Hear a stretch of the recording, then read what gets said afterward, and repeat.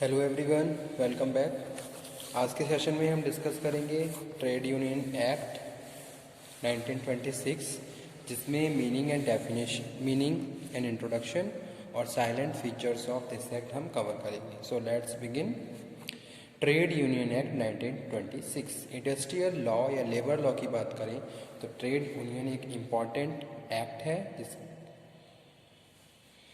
जो कवर करता है बहुत सारे फीचर्स को जो कि रिलेटेड है वर्कर्स से, वर्कर्स की यूनियन से, और बहुत सारे ऐसे एस्पेक्ट्स जो वर्कमैन से रिलेटेड है। So let's cover introduction and meaning. जैसे कि हम बात कर रहे हैं ट्रेड यूनियन की, तो trade union express the combination of two words trade and union, जहाँ पे ट्रेड का मतलब है buy and sell, deal, operate, employment, transaction, interchange, so on. ठीक है, तो ये जितने भी मैंने अभी वर्ड कम्युनिकेट करे ये किससे रिलेटेड है? ट्रेड से रिलेटेड है। ट्रेड का मतलब क्या होता है? बाय भी होता है ट्रेड का मतलब, बाय और cell.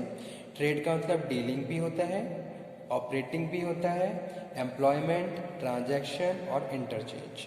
On the other hand union means joining together, combination, blending और अमलगमेशंस एट्सेट्रा। तो ये सारे मतलब किसके हैं? यूनियंस के। सो ट्रेड यूनियन क्या है? Trade union is a association of workers और employees.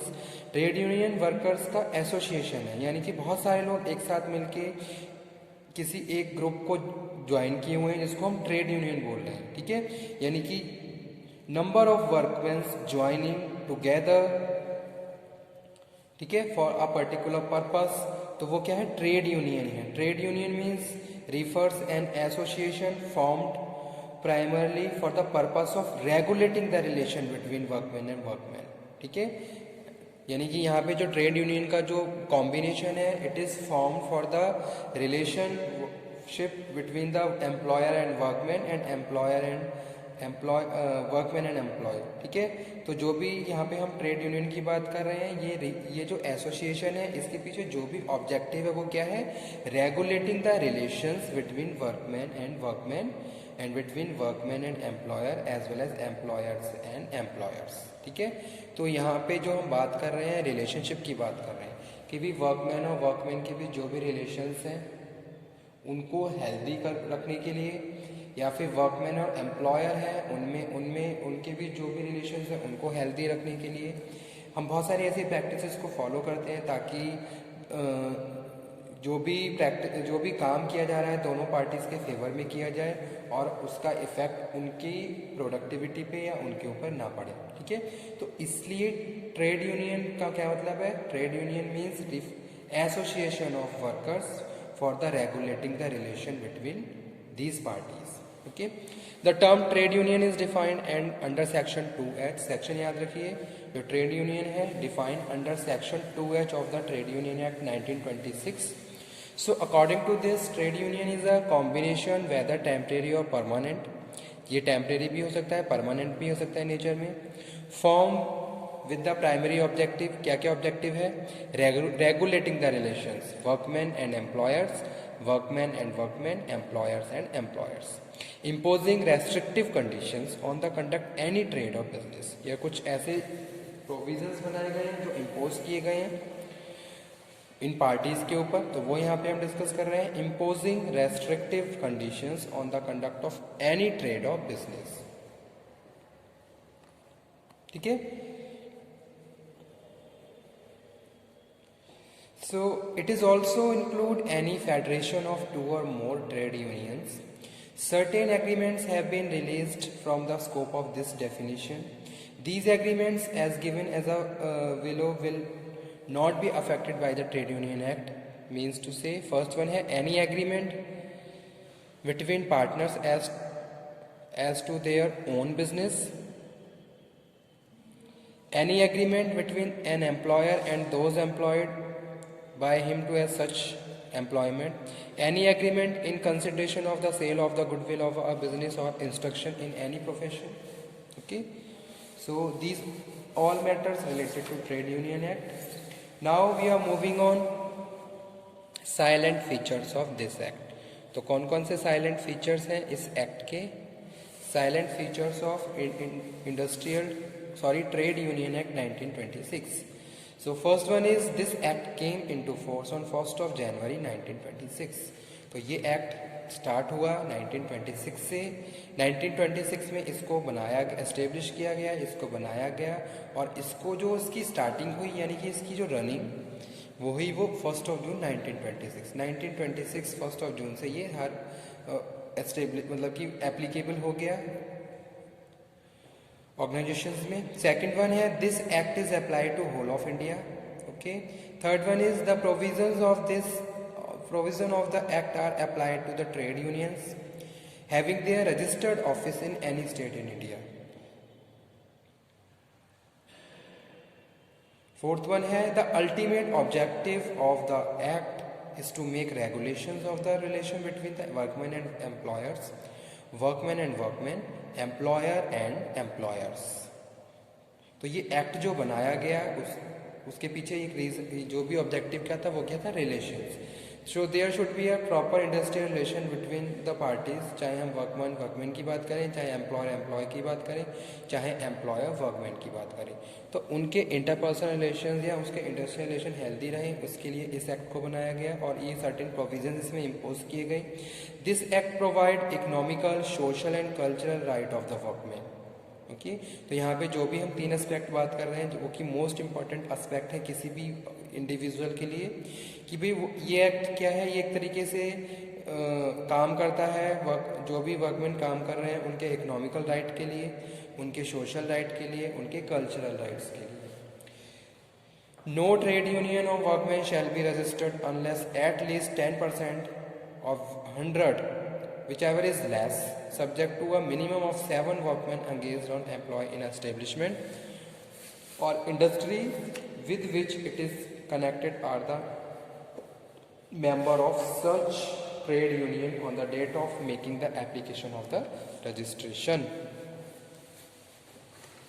After that, next one is a registered trade union of workmen shall at all times continue to have not less than 10% or 100 of the workmen, whichever is less, subject to a minimum of 7% engaged or employed in an establishment or industry with which it is connected.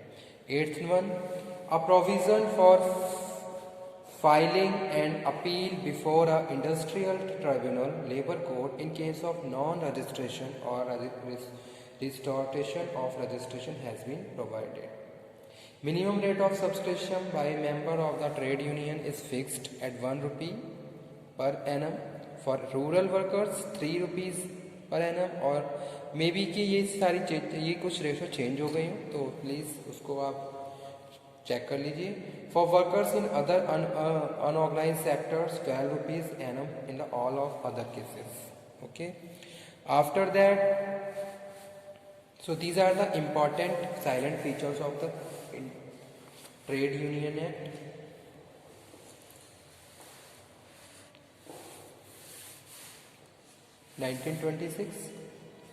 तो आगे हम discuss करेंगे trade union act में क्या क्या इसकी objectives हैं, क्यों इस एक्ट को बनाया गया and where it is applicated, important definitions, registration of trade unions, ये सब आगे हम डिस्कस करेंगे हमारे अपकमिंग लेक्चर्स में. Object and application of the trade union act 1926.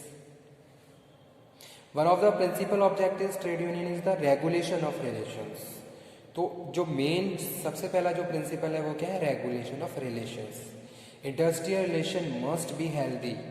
जहाँ हम बात कर रहे हैं वर्कमैन और वर्कमैन के रिलेशंस के बीच में, वर्कमैन और एम्प्लॉयर के रिलेशंस के बारे में, और एम्प्लॉयर और एम्प्लॉयर के रिलेशंस के बारे में. This is also the trust test of determination of the existence of the trade union also.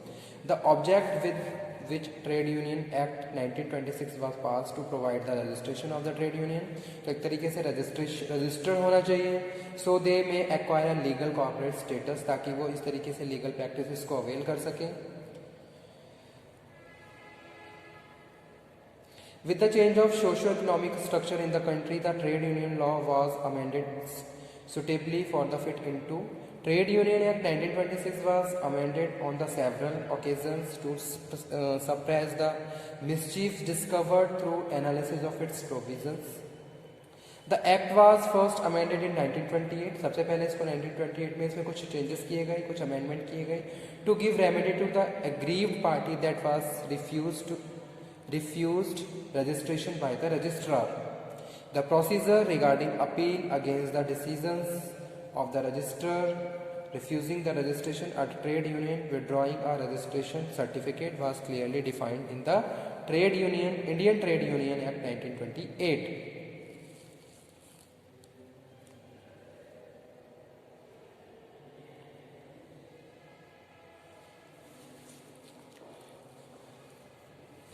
The purpose of association is an integral part of the right and the purpose is restricted.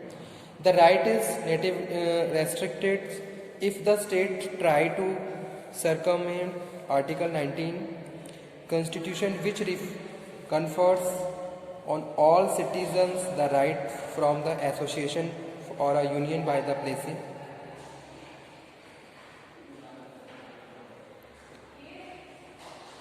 So these are the objectives of Trade Union Act.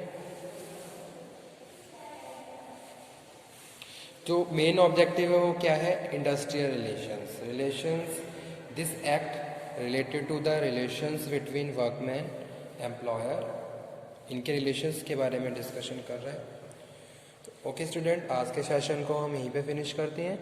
Next session में हम next topic discuss करेंगे the trade union act 1926. Thank you very much. Thanks a lot.